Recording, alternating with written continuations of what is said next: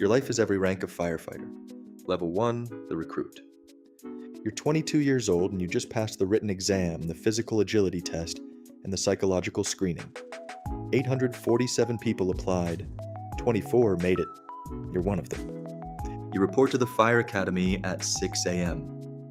Your gear is issued to you. Turnout coat, pants, helmet, boots, gloves, SCBA mask. It weighs 23 kilograms. You'll be wearing it every day.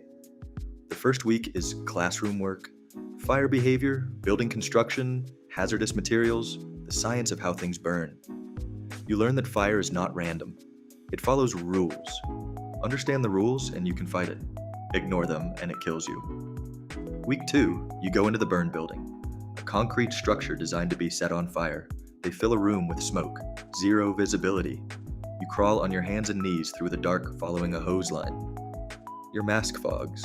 Your breathing is loud inside the SCBA. You can't see your hand in front of your face. You keep moving. This is the job. You learn to swing an axe, operate a hose line, raise ground ladders, force entry through a locked door. Your hands blister, your shoulders ache. You do it again tomorrow. 16 weeks later, you graduate. Your family is there. Your captain pins your badge. You are now a probationary firefighter. Everyone calls you Probie. You have no idea what you're doing. That's about to change. Level 2, the Probie. You're assigned to Station 7, engine company, 3 shifts, 24 hours on, 48 hours off. You show up early every shift. You leave late. You do whatever the senior guys tell you without question. Your first morning, you clean the bathrooms. You mop the bay floor. You check the rig, every compartment, every tool, every piece of equipment accounted for. This is done every single shift. Equipment checks save lives. If a tool is missing at 3 a.m. inside a burning building, someone dies. Your first real call is a kitchen fire. Grease on the stove, small, contained. You pull the hose. You follow your lieutenant through the front door. The heat hits you like opening an oven. Smoke banks down from the ceiling. You knock down the fire in 40 seconds. You walk back to the engine. Your hands are shaking. Nobody mentions it. Your first structure fire comes 3 weeks later. A 2-story house, fully involved, flames through the roof. You feel the heat from 30 meters away. Your lieutenant puts you on the hose. You flow water. You advance the line. You do your job. Afterward, you sit on the bumper of the engine and stare at the smoldering wreck. You don't say anything. Neither does anyone else. By the end of your probationary year, you've worked 200 calls. Fires, car accidents, medical emergencies, water rescues, carbon monoxide alarms that turn out to be dead batteries. Most calls are not dramatic.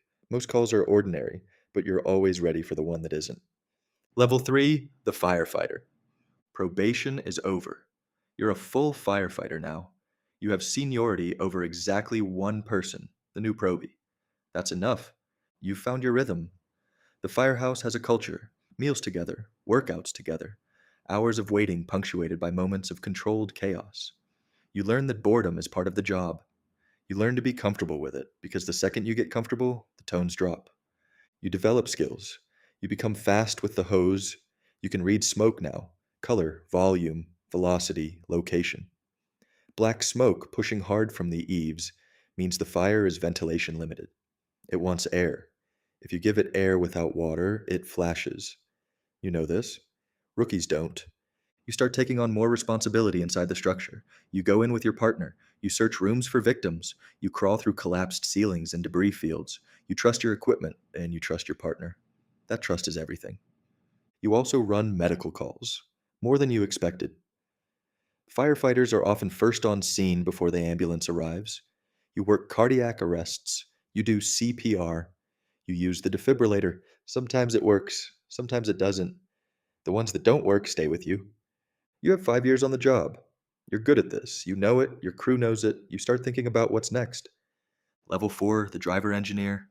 You passed the engineer's exam. You completed the apparatus operator training. You are now responsible for the rig. The engine weighs 24,000 kilograms. You drive it through red lights at 80 kilometers per hour. You position it at the hydrant. You calculate flow rates and pressure. You supply water to the attack crew inside the building. If you get the hydraulics wrong, the hose goes flat. The crew inside loses water. Bad things happen. You know every hydrant in your district. You've driven every street so many times you could do it half asleep. Some nights, you basically do. At the scene, you're the pump operator. You stay with the engine, you monitor pressure, you communicate with your lieutenant. While your crew is inside, you're their lifeline. The water that knocks down the fire comes from your hands. You don't go in anymore, at least not usually. You miss it sometimes. You're also the one who maintains the rig, oil levels, tire pressure, generator function, pump tests. If the engine doesn't start at 2 a.m., that's on you. It always starts. Level 5, the lieutenant. You passed the promotional exam, you scored in the top 5%, you went through the assessment center, you were interviewed by the chief, you got the promotion. You're in charge of a crew now, 4 firefighters on your engine. Their safety is your responsibility. Every call you make inside a burning building, they follow. If you're wrong, they pay for it. Command is different from fighting fire. You're thinking 3 moves ahead. Where is the fire? Where is it going? Where are your people? What's the building doing? Structures don't announce when they're about to collapse. You learn to read the signs. Sagging roof lines, cracking sounds, floors that feel soft under your boots. When you feel that, you get your people out. No exceptions. You manage the firehouse too. Scheduling, training, equipment inspections, performance reviews. A firefighter on your crew is struggling. He's distracted. His wife left him. He has 2 kids. You notice his head isn't in it on calls. You pull him aside. You talk to him. You make sure he's okay, not just because it's your job, but because he's your responsibility and he's your brother. You've been to your first line of duty death, a firefighter from another station, roof collapse. He had 11 years on the job. You attended the funeral in your dress uniform. Hundreds of firefighters from across the region, bagpipes, folded flag. His kids in the front row, you don't forget that. Level 6, the captain. You command a station now. 2 companies, engine and ladder. 12 firefighters across your shift. You're responsible for an entire district. The fires are less frequent at this level, not because there are fewer, but because you're managing them instead of fighting them. You establish command at the scene. You communicate with dispatch. You coordinate companies. You request mutual aid. You make the call on when to go offensive and when to pull everyone out and go defensive. Defensive mode means the building is lost. You're protecting exposures, keeping the fire from spreading. Sometimes homeowners scream at you from the lawn. Why aren't you going in? Why aren't you saving their things? You can't explain structural collapse in that moment. You just do your job. You've made the wrong call once. Not catastrophically, but wrong. You held the crew inside a minute longer than you should have. The floor gave way. Nobody was seriously hurt. But it could have been different. You replay it, you learn from it, you talk about it at the next training session because your mistake shouldn't be repeated by someone else. Your paperwork has doubled. Incident reports, training logs, budget requests, maintenance records. You spend hours at a desk. You didn't become a firefighter to sit at a desk. But this is where you are now. Level 7, the battalion chief. You oversee multiple stations now. 40 firefighters across your battalion. Major incidents in your jurisdiction, you're the incident commander. Structure fires, industrial accidents, hazmat events, mass casualty incidents. You run them all. You don't wear your gear to scenes as often. You command from the exterior. You gather information. You deploy resources. You communicate with the Emergency Operations Center. You brief the fire chief and the mayor when things are serious. The job is almost entirely strategic now. You're managing egos, budgets, union negotiations, community relations, interagency coordination. You work with police, EMS, public works, building inspectors. Everyone has a different priority. Your job is to align them. A warehouse fire in your district, 10,000 square meters, chemical storage. You declare a second alarm, then a third. You establish a unified command with hazmat and law enforcement. You coordinate evacuation of 200 nearby residents. You manage the scene for 14 hours. No injuries, no fatalities. The fire is contained. You give the debrief at 6 a.m., covered in smoke and exhaustion. Then you go home and sleep for 4 hours and come back. Level 8, the fire chief. You run the entire department now. 400 personnel, 18 stations, a budget of $60 million.